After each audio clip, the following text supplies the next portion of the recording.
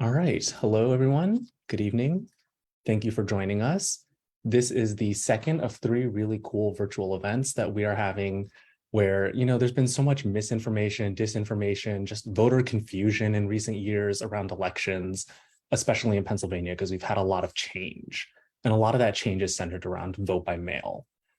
So this is the second of three events that we're having around mail voting. We just want to set the record straight around to, clear up any confusion or debate. So we have some really cool panelists, as you can see with me. We're sponsored here today by All Voting is Local, the Committee of 70, and Pitt Cyber at the University of Pittsburgh. Just so you know who I am, I'm the moderator tonight. My name is Jonathan Lai. I'm the data and democracy reporter for the Philadelphia Inquirer. What that means is I cover voting rights, I cover election administration, and I've been writing about these issues for several years now. So I've seen the massive changes in how votes are cast, how they're counted, and all the various things we're going to talk about tonight. I'm going to let the panelists introduce themselves. Why don't we start with Karen Barsoom from Chester County? Yes, good evening. I'm Karen Barsoom. I'm the Director of Voter Services in Chester County.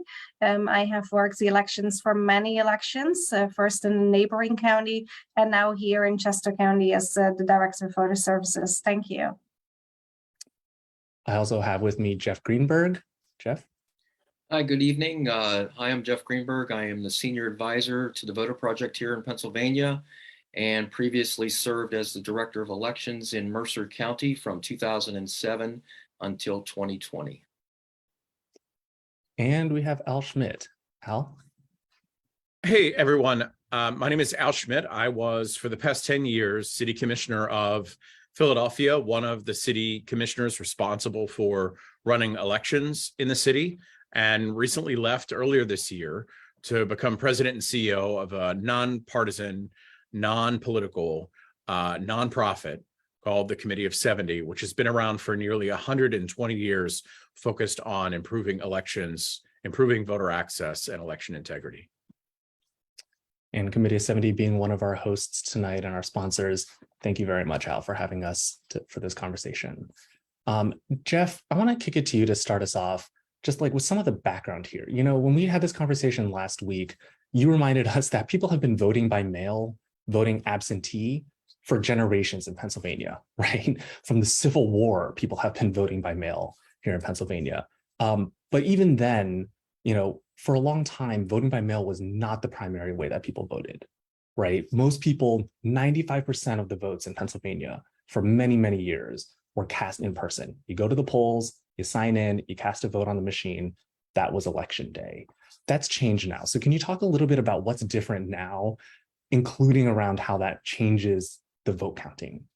Sure. Thank you, Jonathan. So up until 2019 or 2020, Pennsylvania counties, as you said, processed absentee ballots primarily at precincts on election night. It was a very small number of ballots, and in most cases, those results were reported on election night by most counties along with their in-person voting totals. Act 77 changed that completely. The implementation of Act 77 for the first time changed the entire dynamic of how Pennsylvanians vote. I can remember, and Karen might remember, some of these conversations that we were having back in 2019 before implementation, trying to predict the amount of people who would transition to mail voting when it became no excuse mail voting. And we were basing those, some of our numbers on other states' histories. I can remember us making phone calls to mail ballot states and saying, well, what should we expect in year one, in year two, year five? And we had this idea that there was going to be this general slow climb up, till we reached a certain plateau at some point. Well, then along came COVID in 2020, and it changed completely the dynamic and the expectations. And as we know, in 2020, well over 50% of our voters voted by mail in Pennsylvania. So what that did on the back end, obviously, were counties had to respond in processing and counting. It was almost like conducting a second election for counties at the time. So we had to worry about our in-person voting, but then we also had to process a significant number of our voters' ballots in-house. So Act 77 allowed and actually required counties to process those centrally And now at that point, counties had to invest in equipment, in resources, in space to be able to handle that. And instead of basically having all of those results, sometime at midnight on election day, we saw most counties were processing overnight into the next day, into a couple of days to be able to get those results. Act 88 this year has changed the dynamic slightly as far as the expectations go, because the state came up with $45 million distributed to all the counties based on the number of registered voters. And what that required for the 63 of the 67 counties who accepted that money was for them to begin pre-canvass and then canvassing at 7 a.m. on election day. So the hope is we will see some results a bit quicker. It requires those counties to count continuously until completed all ballots that are received up until the day before election. Obviously, some counties will be receiving significant ballots on election day.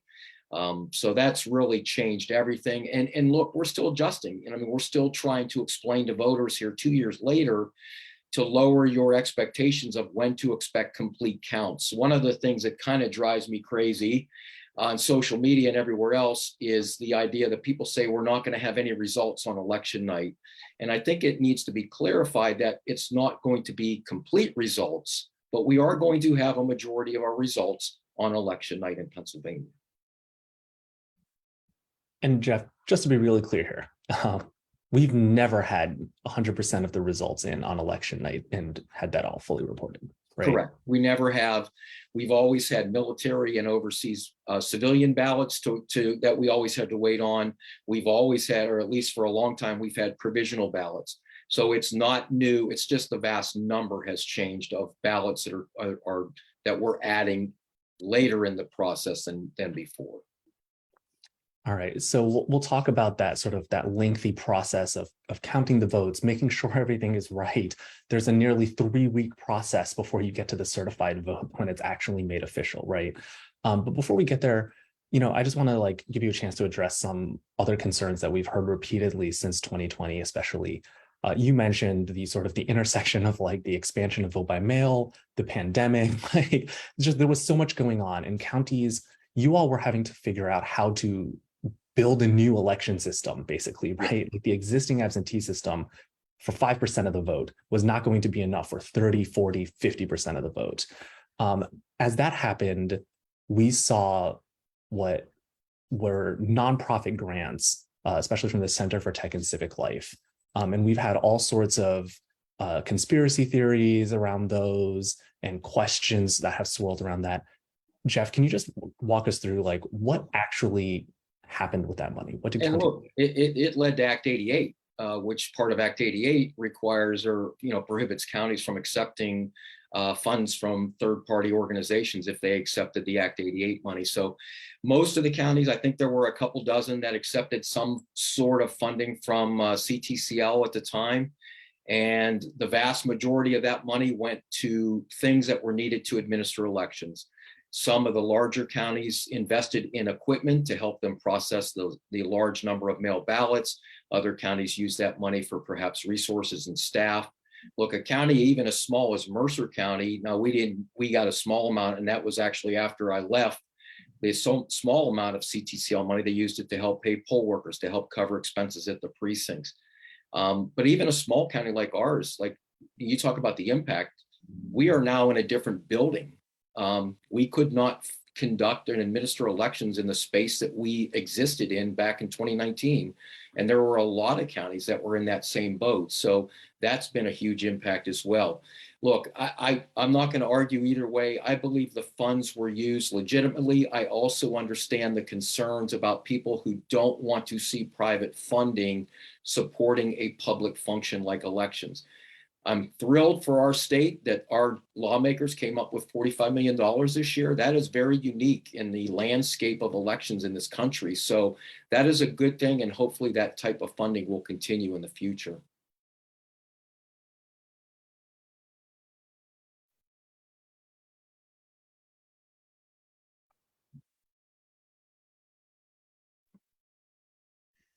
I think we just lost Jonathan. Let me, instead of me telling jokes to kill time, can I just chime in quickly on the CTCL? situation because Philadelphia received a significant grant from CTCL in the 2020 general election, and absent that grant, the election would have been a complete disaster. Those resources allowed us to buy equipment to sort all of our mail-in ballots, and we had 375,000 of them in that election by ward and precinct, to allow us to not only scan so that voters knew that their ballot had come in, but allow us, if we needed to track down and find that ballot, which otherwise would have been a needle in a haystack. Prior to that, we sorted all ballots by ward and division, but we did it by ward and division, or ward and precinct, but we did it by hand. So, you know, absent the equipment that we were able to purchase through CTCL, we would have been processing and counting votes for even many days longer than we did. And we're fortunate to have that. And now we're fortunate to have public resources to fill that void.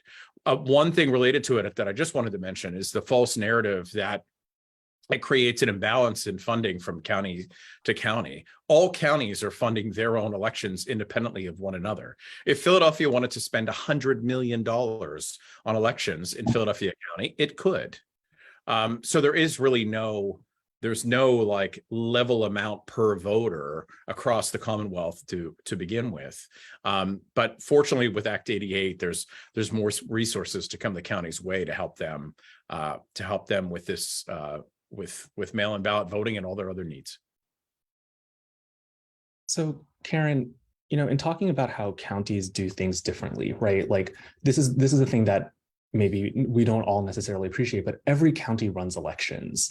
So actually what's happening when we say like 2 elections, in person and vote by mail, we're actually talking about 2 elections in every county. There are 67 counties in Pennsylvania, each running separate elections, all overseen by the Pennsylvania Department of State, that are all occurring at the same time. So with the understanding that, you know, the answers for you in Chester County might not be the same for other counties, can you just walk us through now, like, what happens when a voter in Chester County returns a mail ballot to you before Election Day, right? Let's not talk about the actual counting of the vote yet, but I want to hear a little bit about like the security and what you do with it. I assume you're not just like letting it pile up in a mailbox somewhere, right? No, so thank you, Jonathan. Yeah, so voters are able to return their ballots various ways, right? One is through the mail stream, and then they would come into our voter services departments on a daily basis through the mail. The other option in this county is, and that actually started as per yesterday, are our drop boxes. They are staffed and secured. So every night when the drop box is closed for the night, here in this county, park rangers with body cameras are actually emptying the drop boxes and securely bringing them back to voter services. And then we also have individuals that actually choose to come in person to the voter services office, our location or our satellite offices, to drop it off in person. So from all those different areas where the ballots come in, they always are in safe, secured, and sealed containers, which are our ballot boxes. They will be transported in a safe manner with the body cameras to voter services. And then when they come at this location, there is a chain of custody form attached. We know exactly where they came from. They are sealed, and then they are stored in a safe and secured, locked room that we keep all our ballots in. Now, of course, when they come in, they have to be processed. And to kind of chime in on the previous segments of this presentation, or the conversation rather, was that every county was able to kind of come up with their own process, or what are we going to do with all these ballots, and how are we going to sort that and organize it per precincts. And Chester County did buy a large mail sorter unit where we run all the ballots through that are coming in from these various intake areas, and then they are being sorted by precincts. But while that is all happening, they also are date stamps. and the correspondence ID number, which is technically the barcodes that is associated with that ballot, with that voter, is being recorded. So there's a lot of check and balances there. And that are all manual transactions, as Jeff mentioned before, Act 77, before, in 2019 and prior, where basically the staff for hours just was standing at the front desk, stamping manually every envelope individually. And, with a spike in numbers with mail-in voting, I rather have modern technology and funding for it, so we are able to do that and have somebody manually stamp in 150,000 envelopes. So yes, everything definitely changed. It's a whole different operation, and as you mentioned, it's actually two different operations, two simultaneously acting processes and voting options that people have right now. Got it. So before election day, right? Because Jeff had mentioned like 7 a.m. and people start to the process of opening the ballots and stuff like that. But before that, what I'm hearing is like you're sorting them, you're organizing them, you're doing some work around checking the voter info, stuff like that. You're securing it. It's not just piling up somewhere in the corner. And then we get to election day. So you have many, many ballots. It's election day, it's 7 a.m. You are allowed to, and in fact, now under Act 88, having taken the money, you have to start the work of processing these ballots, right? That is a complicated multi-step process. Can you walk us through how it works? Yes, definitely. So the first thing, let's focus on a tray at a time, right? So a tray is technically a precinct, and Chester County has 230 precincts. So every precinct is handled as an individual tray or unit. So the first step would be to compare that tray against the list of absentee and mail-in requesters. So we make sure that for every voter that's requested one and indeed returned it to us, that is actually matched with that list. After that, we are going to make sure that all envelopes have the required information completed as required by the law on that election day, which would be, signature, everything on the declaration that would need to be completed by law on November 8th on election day. If it passes that check and if everything looks good, it technically goes to the second step in the pre-canvass process, in which we are actually going to unseal the declaration envelope to make sure that there is a secrecy envelope in there and that the voter placed that in their ballot in a secrecy envelope. If so, we are able to remove that secrecy, the ballots from the outer envelope, and it will go through the second step. Then separate from that, we are going to take the ballots out of the secrecy envelope, and it will go all the way to a moment where the ballots are flattened, stacked up, ready to go into a tabulator. Now, through all these different steps, if a ballot envelope or in the first step wouldn't have all the information necessary as under the law on election day, or in the second step, if the ballots wouldn't be in the secrecy envelope, that would be fatal defects where our pre-canvassers would put it aside in a segregation bin, and we would remove them from the rest of the process. But only the ones that are successfully making it through the entire process will be ready then to go through the tabulator. So on our chain of custody form, we remove the ones that we remove of the process. So we actually know in the end how much are still there to go through the tabulation system, the tabulator, for our check and balance system. Okay. And what are you doing? Sometimes, and I myself am guilty of this, I'll refer to the act of rejecting a ballot. I'll say, throw out the ballot. But I realize you're not actually throwing it in the trash, right? Yeah, and I realize people like Jeff are like, don't call it that. So Karen, what if somebody has submitted a naked ballot or they didn't sign the ballot, and so you're taking it out of that stream, right? Like you know that you can't count that ballot. You are still doing something with it, right? What are you doing? So first of all, we always need to make sure that, for every precinct, all the numbers stay the same. So even if we had, like, for example, if there were 200 ballots and 3 were rejected, to move all the way to tabulation. There will be always 200 ballots, but only 197 go to the tabulator. Those 3, we accompany that with basically a card that states why it was removed. And in our county, actually, our legal team goes through every card and every ballot to make sure that our pre-canvassers indeed are reviewing it as required by law, and that there was nothing that actually, might have to go to the tabulator or so on. So they're check and balance systems with our solicitors present. And then we actually are removing their information, but after election day out of these systems, so voters actually know that they potentially had a defect to learn from for next election. Jonathan, can I throw in one more quick point before we move too far past it as far as the checks that go?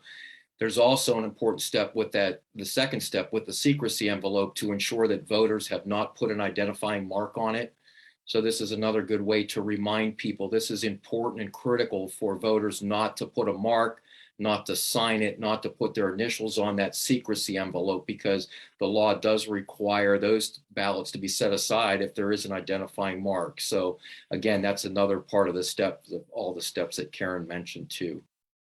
And may I add one more, just very quickly? In our case in Philadelphia, and I'm sure in other counties as well, sometimes when opening either the declaration envelope or more likely the secrecy envelope, the ballot can be damaged from that process where it's partially cut along where it's folded, along where the envelope is opened. And then those are, in our case, also sort of set aside for a process called ballot recreation, which is done face-to-face with election observers right there, so that the voter's vote isn't not counted as a result of opening an envelope, cutting their ballot.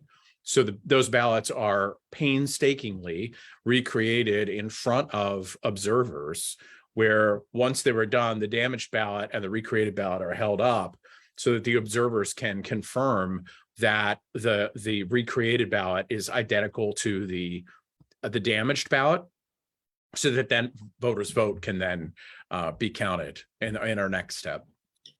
And there can even be ballots that are damaged coming from the voter themselves, even before they go through one of those openers or sorters. So that process would be identical for those as well. Something that we would see a lot, and they were taped back together, is voters would sometimes, how people, sometimes you get mail and you want to throw it out, you like tear it in half or start to tear it in half before you throw it out for whatever reason. I do it. I don't know why, but we would frequently see that it's clear the voter began to like tear it in half and then realized what it was and, try to like tape it back together again. Yeah. So in those situations, I just want to make sure I'm understanding correctly. Because ballots are often not perfect when they come in, whether it's ripped, there's a coffee stain on it, it's been a little bit crinkled, or Al, as you said, like it's actually like the equipment that's automatically going through things. It's not like, oh, your ballot isn't perfect, we throw it out, too bad. You actually do the manual work of copying, but not like a photocopy. Humans are recreating the selections on that ballot onto a new ballot.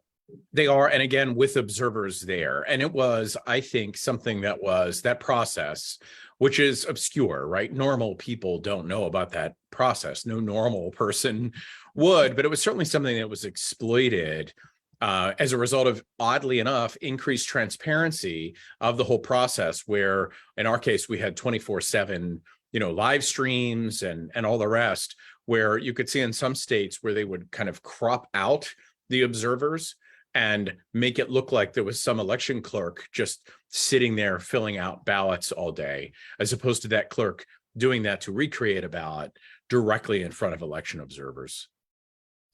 And just to reiterate a point from earlier, so the information that you're going to hear tonight, different counties do things a little bit differently. Lancaster County had a pretty high profile example of having to recreate a lot of ballots in this last primary. Their process is a little bit different. They have bipartisan teams doing it, again, with observers walking around doing that. But, things are slightly different between the counties, but the point is still the same. The information is still if the ballot comes in and it's not perfect to be able to be scanned through the machine, it's going to be recreated so that your vote still counts. All right, so Karen, back to you with Chester County. So we've talked about getting to the point of having a stack of beautiful ballots ready to go, ready to be scanned. They haven't been counted yet in any way, but you've confirmed through the envelopes and the both envelopes, these are ballots that can be counted. What do you do next? Yeah, so they are staying precinct by precinct, with the chain of custody form. When we are when the ballots indeed are perfect as can be, still with some food crumbs and all of that, as Alan, Jeff mentioned, can happen. They are going to the tabulators, and then we will start putting them through the tabulators precinct by precinct. If something doesn't go through a tabulator because of a crease, a crinkle, a food stain, coffee stain, water damage, whatever might have happened indeed, that would be we would have to remove it there from the tabulator. Obviously, it didn't go through. We are putting that into a separate container. It's a clear container, so people can see exactly what we keep there with a card, and that indeed goes to the return boards. The computation board starts Friday after the election for the recreation of the ballots as described earlier.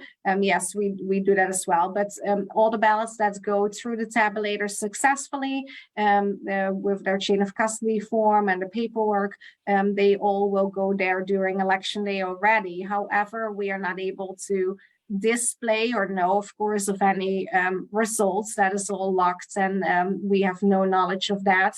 The first time actually that we are going to put that information, that information that was tabulated during the day on election day, into our election management system.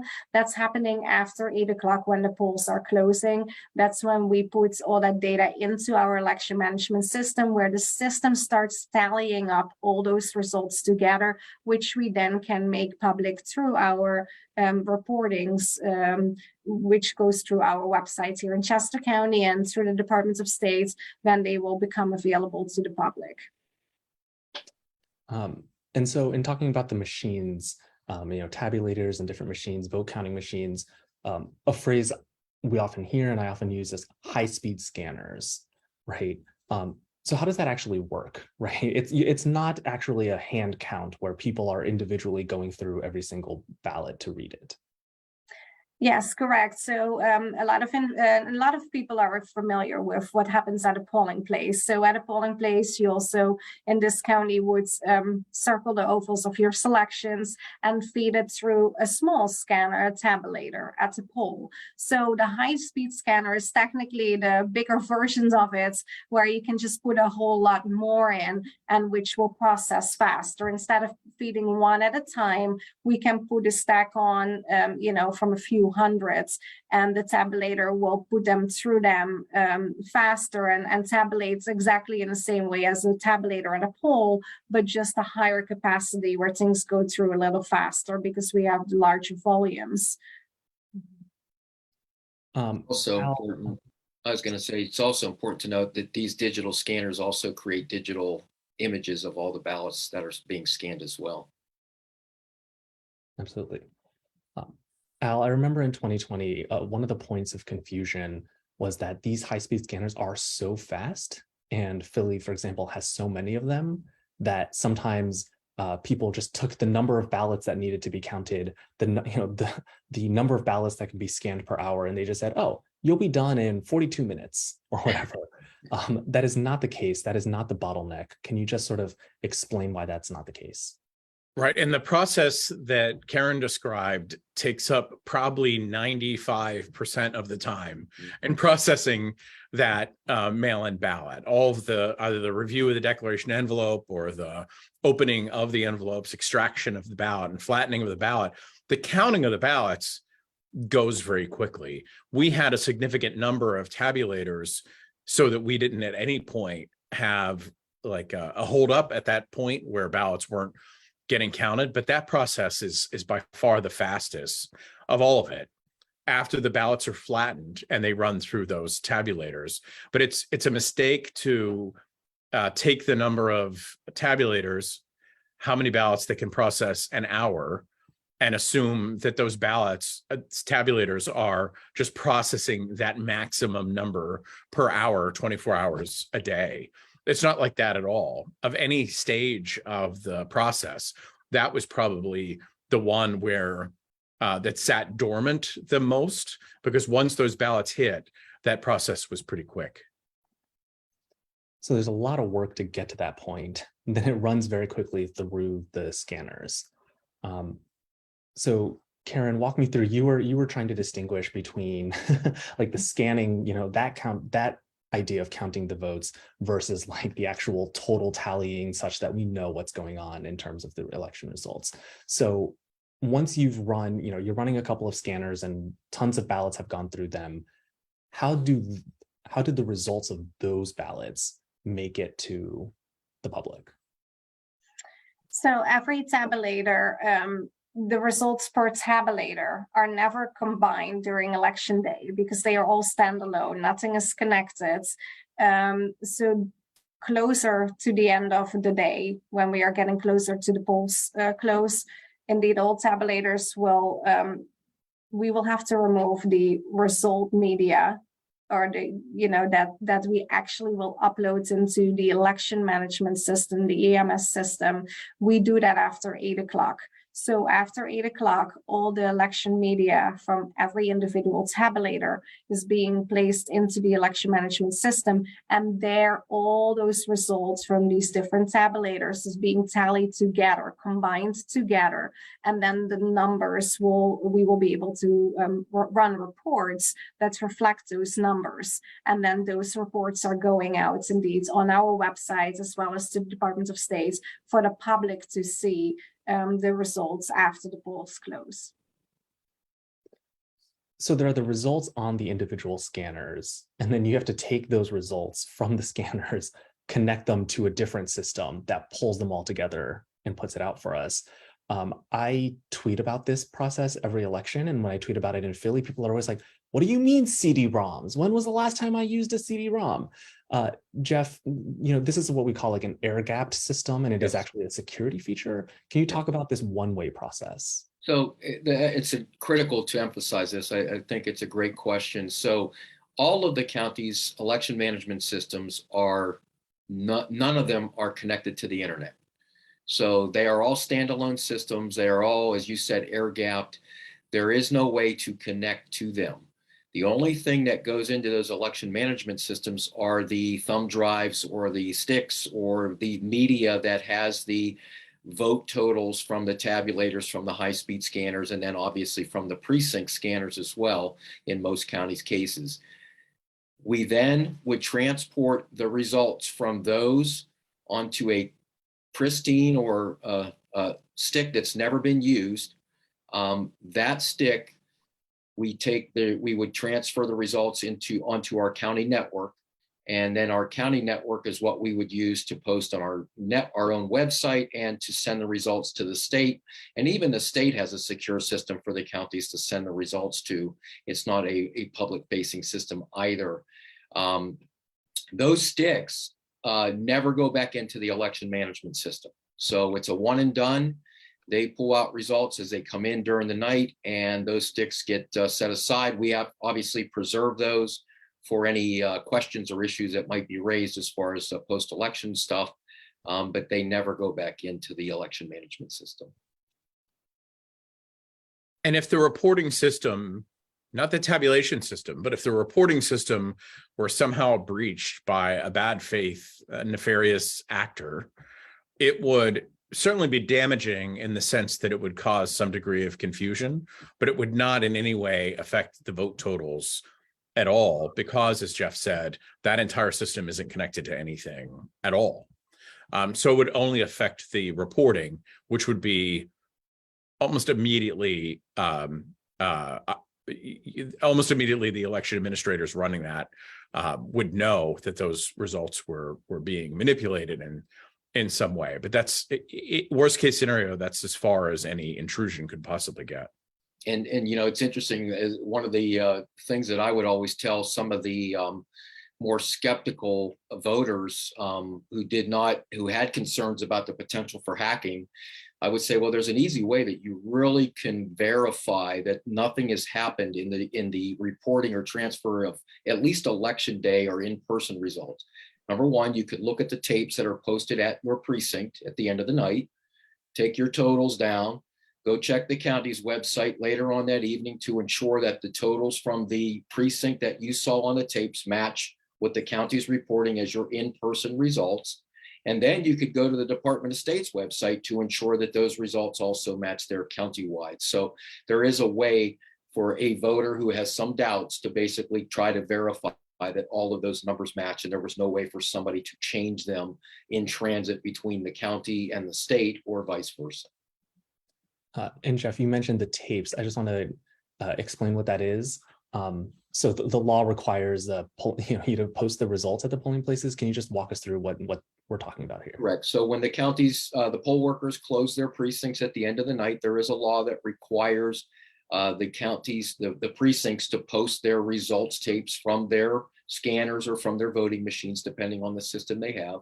And they are required to be posted at a public location in the precinct so they can be accessed by any voter in the precinct or anybody else who's driving around looking to try to accumulate votes. We often saw candidates going around from precinct to precinct for school board results in places that had multiple precincts for school boards or commissioner races or council races. So that is a requirement by law that those results are posted at the precinct. So just to emphasize something that I'm hearing from a couple of these answers, it's not just that there are like safeguards along the way of the votes getting processed and then counted and then reported to the public. It's also, there are backups, and we know how many, right? Karen was talking about the chain of custody and the list. We know how many votes have been removed, how many votes have been counted. All of these numbers have to add up.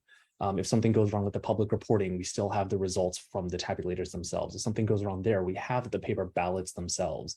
Every vote cast in Pennsylvania has a paper record, right? So there's levels to the safeguards as well as to the backups. Yes. And even after the tabulation, that isn't the end of it. I know that in Philadelphia, those ballots after the tabulator scans them are put into boxes with a seal and kept in a large sort of caged area with that locks to secure all those ballots. And then those ballots are used in not just one, but two audits that we do after every election, including a hand counting of those ballots to make sure the electronic results match the hand counted, human readable, eyes on ink on paper results. But they're kept secure even after the tabulation part of it. So Jeff, you mentioned earlier that most of the votes will be counted on election night this year. I myself have written a story saying that, it looks like most votes will be cast in person. Also, of the votes that are cast by mail, a lot of them will be counted on election day. So we're going to have a really strong majority of the votes counted on election night. That's going to continue, right? You are talking about Act 88. There's going to reach a point at which sort of the mail vote has been counted, but it's not actually done. And I want to talk a little bit about some of those remaining votes because, something we see every election day is it seems like it's done, but it keeps ticking up a little bit more, right? Every single day we get a few more. And sometimes, conspiracy theories can come out around like, oh, ballot dumps or ballot drops, what just happened in Philly at 2 a.m. And it's like, well, they were counting more votes. After the bulk of the mail ballots are done, one of the things that we talked about were those ballots that have to be recreated. So that takes time, and then you have to count those. Sure. There's another set of ballots that don't get a lot of attention, and they're what we call UOCAVA or UMOVA ballots. That's the name of the law that they're under. What are we talking about here? So those are ballots that are being cast by our military personnel and civilian overseas citizens, and they have a different deadline. So even though their ballot has to be cast by midnight the night before, so they have to sign a declaration saying that ballot was completed by midnight the day before election day. They can be received up to 7 days after election day.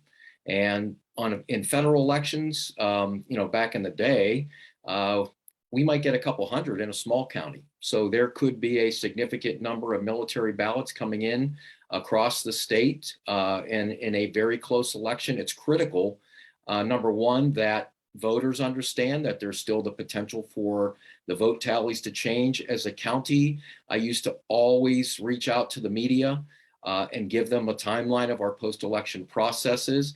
I would also give them a timeline of when we expected to report any additional results, such as the UOCAVA ballots. So it's important. Many counties will have a public meeting to process those sometime on November 16th, which is that Wednesday after the election, the second Wednesday after the election. And so again, those are handled the same way as all of our other absentee voters and absentee ballots and mail-in ballots. Those UOCAVA ballots, these military ballots, these overseas voters. So you said they have until a week after election day to come in. Now they still have to be, as you said, they still have to be dated before that. You can't actually on election night see that somebody is winning that you don't like and just submit your ballot at that point. Right. It's too late then. But we really do see these ballots come in days after election day. So these votes are coming in, and they even if a race has been called, even if you think the winner and it's been called and we know who won, those votes still get counted, right? Those votes Absolutely. don't get ignored.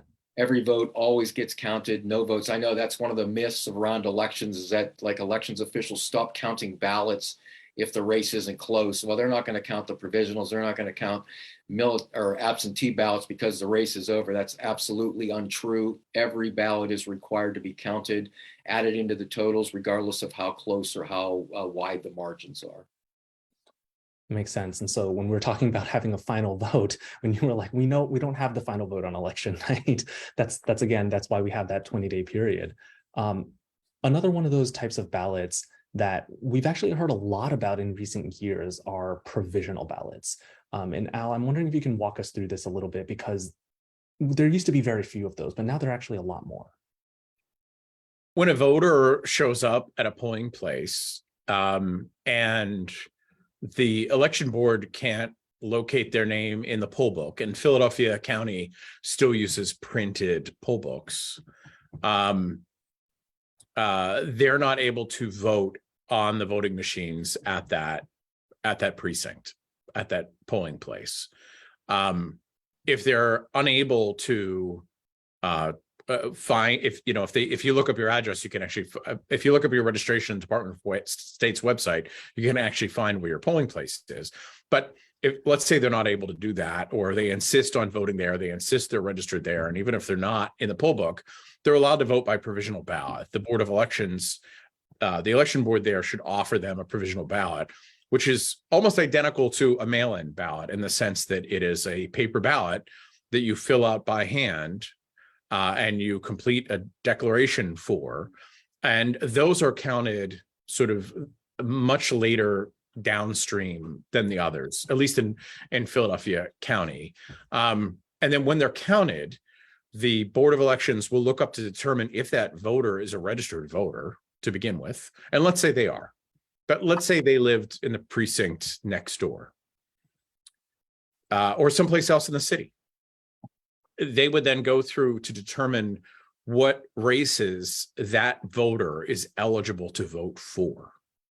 So if I were in a different neighborhood in Philadelphia in this coming election on November 8th, and I went to the wrong polling place and I voted by provisional ballot, my vote for governor would count, my vote for US senator would count, but very possibly my vote for Congress, if I'm in a different congressional district, wouldn't count, or state senator or state representative or whatever else is on the ballot.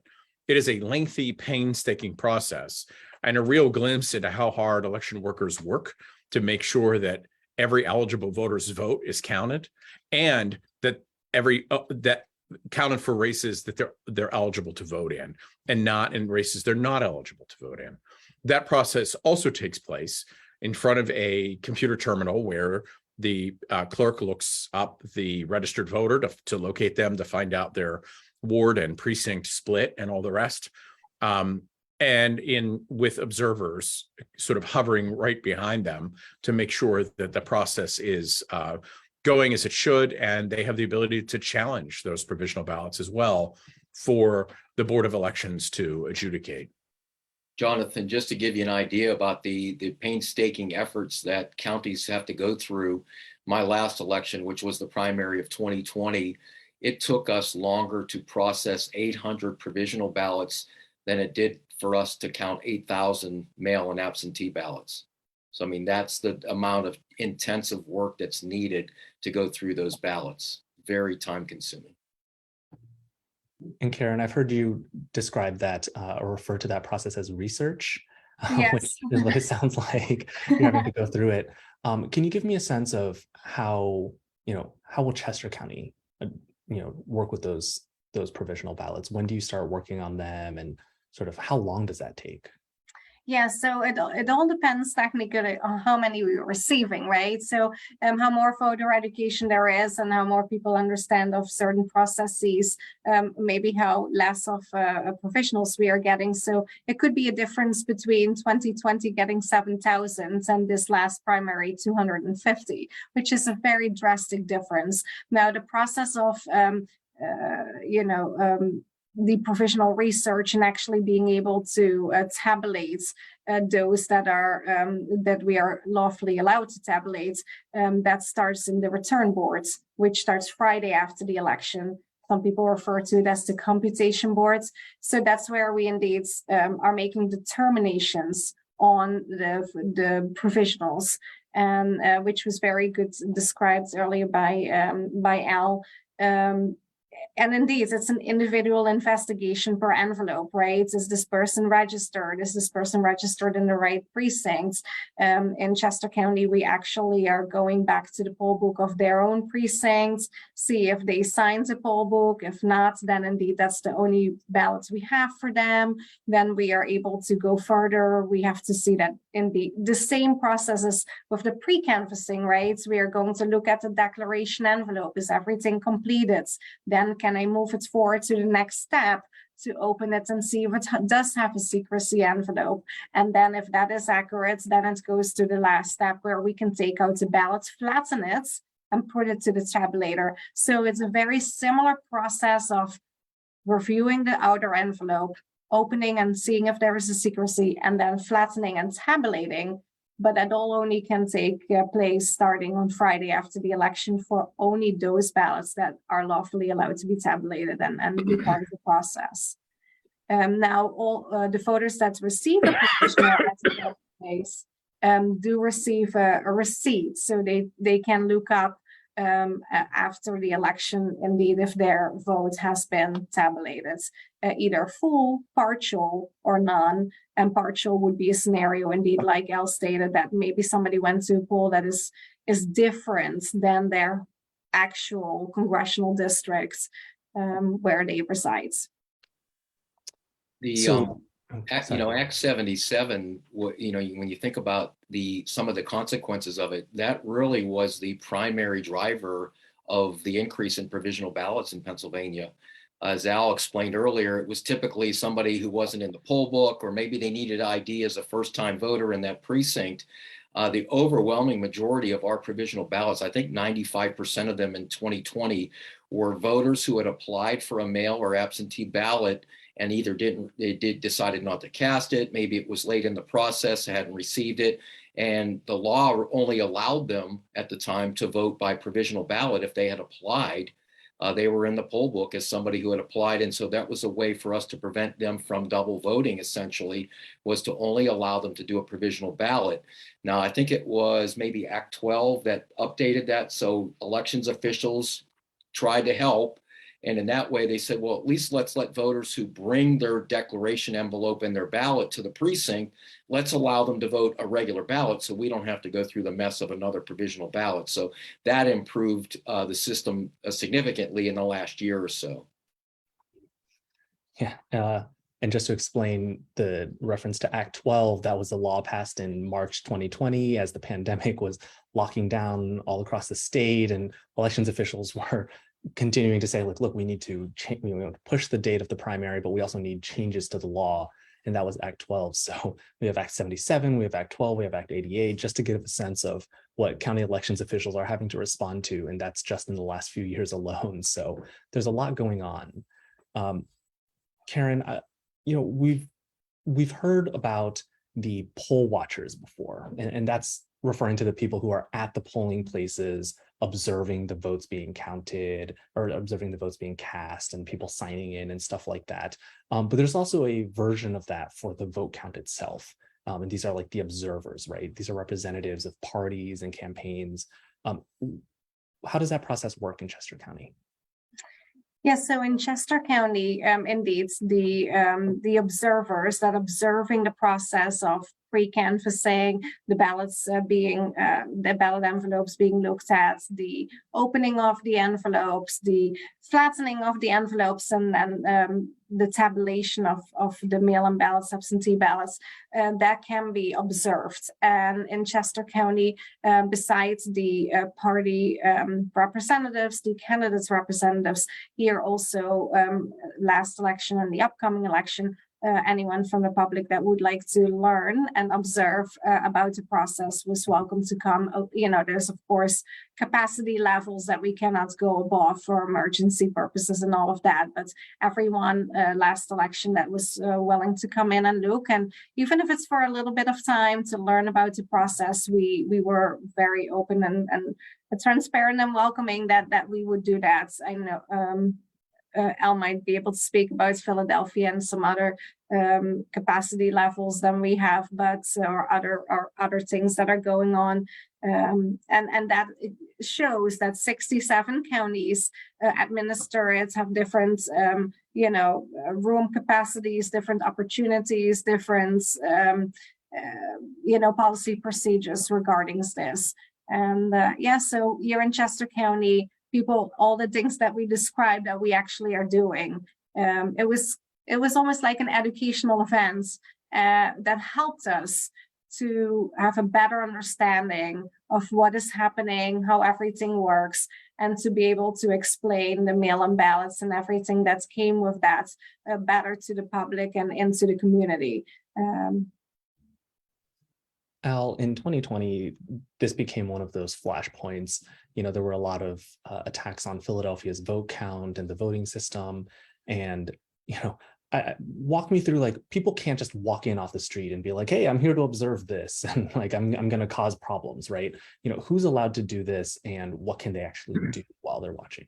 Right. The candidates submit names of people they are authorizing to serve as an election observer at the sort of tabulation area. In 2020, that was the Pennsylvania Convention Center, which unfortunately, because of COVID, was entirely vacant. Fortunately for us, we were able to acquire these huge halls to set up the assembly line that Karen described, so that whole process could take place right in front of election observers from the different candidates that are on the ballot in that election.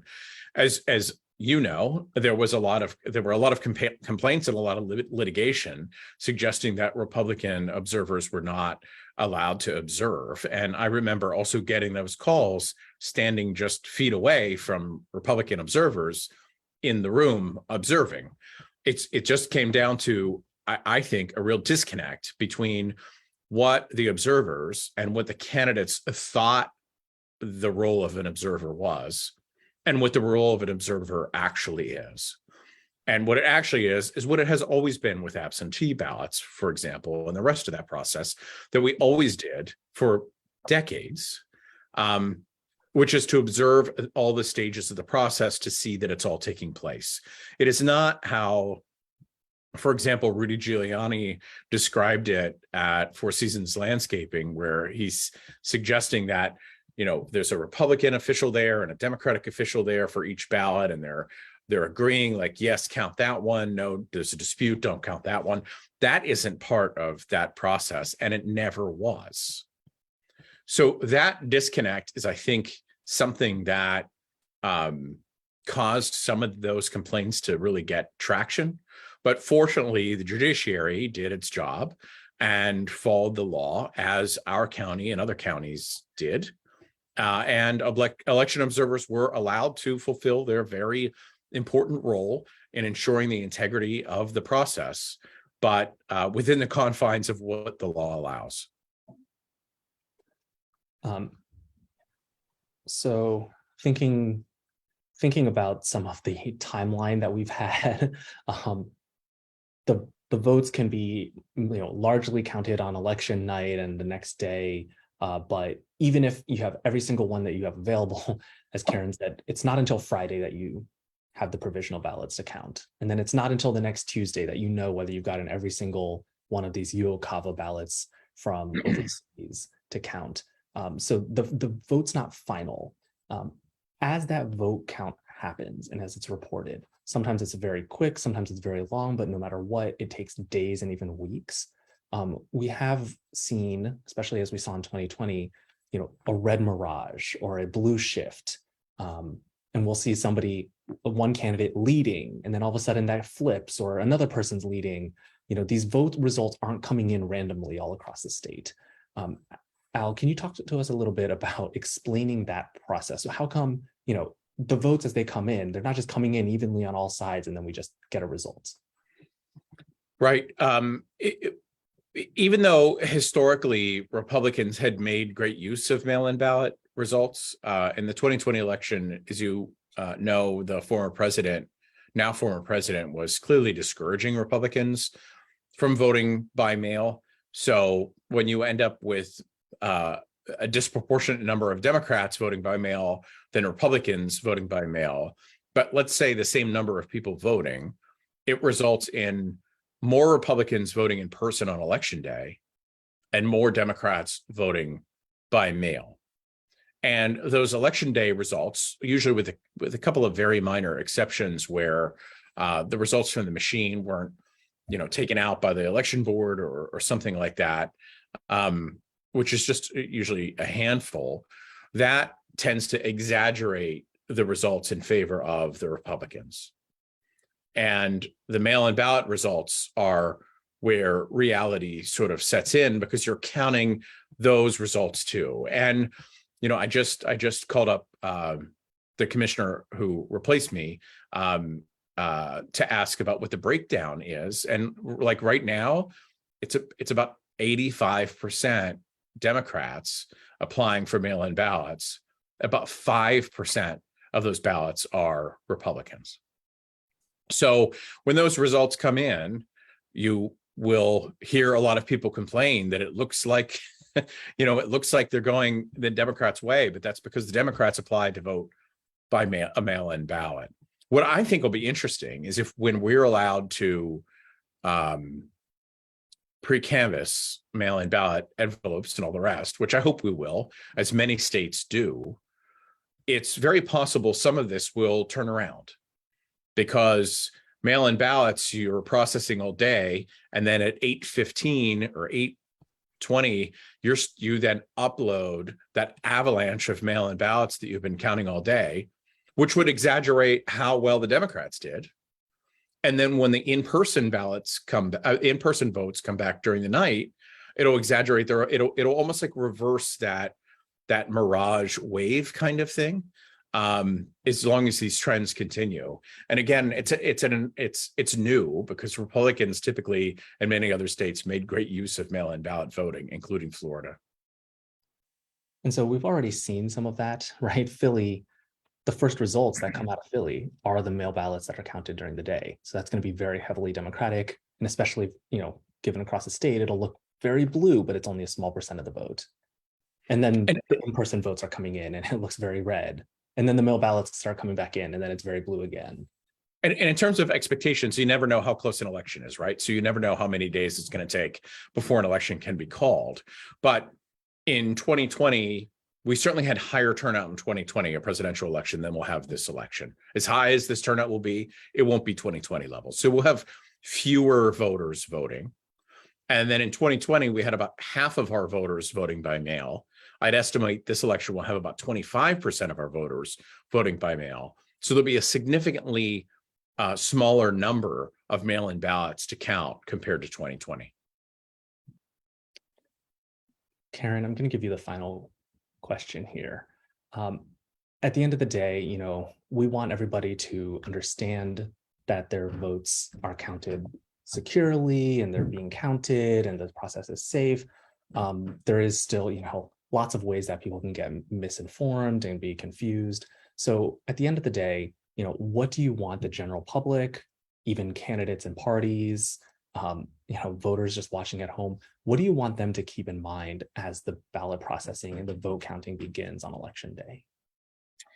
And so it's important to know that we cannot provide any results until after 8 o'clock and the polls close. But every vote, everything that came in through the mail, through the drop boxes, everything is kept secure and locked safe with voter services. Everything is part of the pre-canvass, and determinations are being made. Any lawfully, casted ballots is being part of the count, and we are working through day and night until everything that we are able to process, lawfully, that is going to be part of the count, and we are going to periodically update that. So indeed, people will keep seeing votes being, the vote totals being increased. But none of that is any ballot that would come in after 8 o'clock on election day in our custody. So everything that is coming into our custody from the polls, from the drop boxes on election day until 8 is all part of the counting process. And indeed, it's a lengthy process with a lot of different layers. I'm very hopeful with sessions like these and voter education.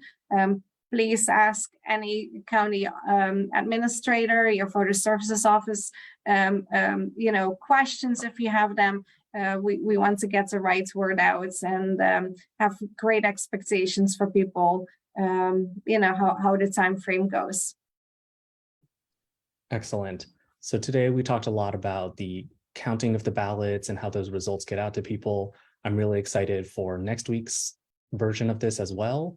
We're going to, at the same time and same place, 6:30 next Wednesday, November 2nd, we're going to talk about what happens in the actual certifying of these votes. Once the votes have been counted, how do we know that they are correct? How do we know that they are, correctly counted and all of that? And that's what we're going to talk about: auditing. We're going to talk about certification, all of these kinds of things. So I'll be joined next week by Al and Jeff again. We'll also have as a guest Jonathan Marks, who is the highest ranking official, state elections official, whose full-time job is just purely election administration. And we'll be joined as well by Liz Howard, who is an expert on auditing and certification at the Brennan Center for Justice at NYU. So please come back next week. I'll see you here in a week. Thank you. Thank you. Thank you.